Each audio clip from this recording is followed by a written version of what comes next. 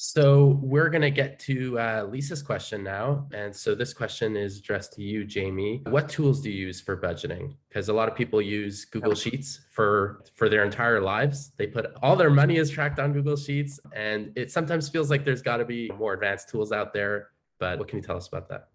Yeah, before I get into that, and I just want to build on one thing that Chad said is when you get into these GC roles, you're thrown into you're thrown into budgeting with no training, and there's no guidelines on how to do it. In my first year at Wattpad, I got handed a budget. My second year, I took a hands-off approach and I paid for it.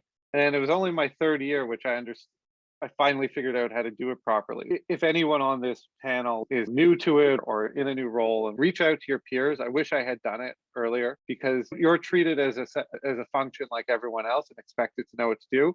But lawyers don't usually know what to do.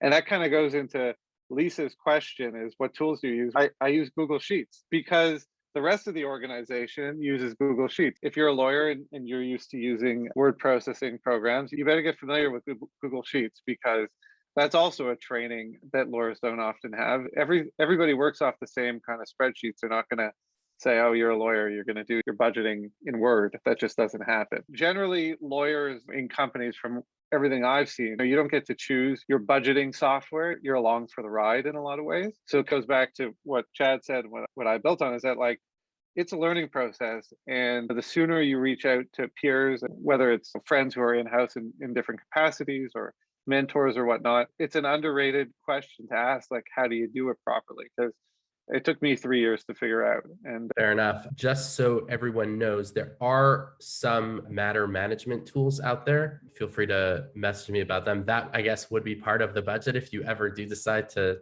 try to get one of those. But I agree with Jamie that if your whole company is using one type of software, it's best to just stick with what everyone is using so that it's isolating enough as it is to be in the legal department. As much as possible, try to mesh yourselves in with the company as much as possible.